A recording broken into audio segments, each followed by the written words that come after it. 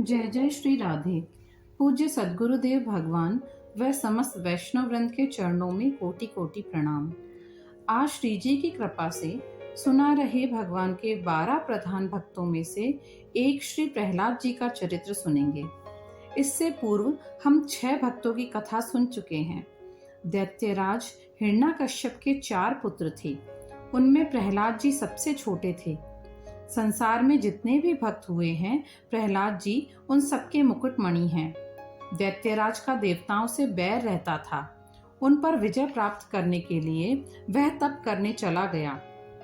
पीछे से देवताओं ने हिरण्याकश्यप के महल में आक्रमण कर पत्नी कयादु को बंदी बना लिया और पकड़कर ले जाने लगे। रास्ते में नारद मुनि मिले। उन्होंने रोती हुई कयादु को देखा तो देवताओं से तुरंत उन्हें छोड़ने को कहा। तो देवताओं ने कहा, हमें इससे कोई बैर नहीं है, किंतु इसके गर्भ में हमारा शत्रु है, हम उसे मारना चाहते हैं। नारद जी ने कहा कि कयादु को छोड़ दो, इसके गर्भ में भगवान का महान भक्त है, जिसकी रक्षा स्वयं श्रीहरि कर रहे हैं। कयादु को नारद जी ने अपने साथ ले आए और गर्भ में ही प्रहलाद जी को वेदों की शिक्षा दी। भगवान व भगवान के भक्तों का चरित्र सुनाकर जन्म से पूर्व ही बालक में भक्ति के बीज बो दिए। जब हिरण्याकश्यप तप कर कर लौटा तो प्रहलाद जी का जन्म हुआ। बालक प्रहलाद बचपन से ही भगवान की बातें किया करते थे। 5 वर्ष की उम्र में दैत्यराज ने उन्हें अपने गुरु पुत्र शंड और अकर्म्य के पास शिक्षा के लिए भेजा, किंतु वहां भी वह गुरु से ज्ञान लेने की बजाय भगवान की ही बातें करते। एक दिन पिता ने पूछा, बताओ तुम्हें सबसे अच्छी बात क्या लगती है?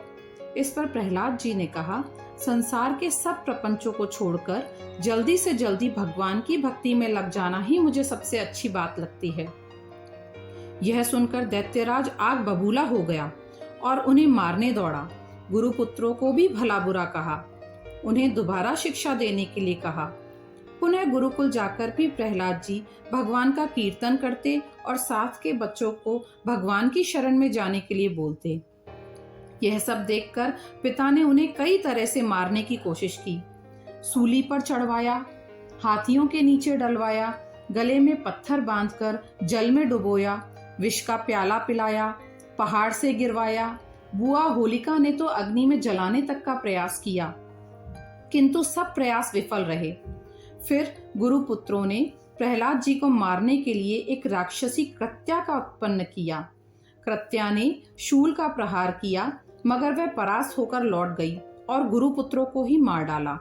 फिर प्रहलाद जी ने भगवान से प्रार्थना की और गुरुपुत्रों को पुनर्जीवित करवाया। जब किसी भी तरह से प्रहलाद जी नहीं मरे तो पिता ने उन्हें खंबे से बांध दिया और तलवार लेकर दौड़ा और बोला, बता तेरा भगवान कहाँ है? प्रहलाद जी ने कहा कि वह तो सब जगह हैं।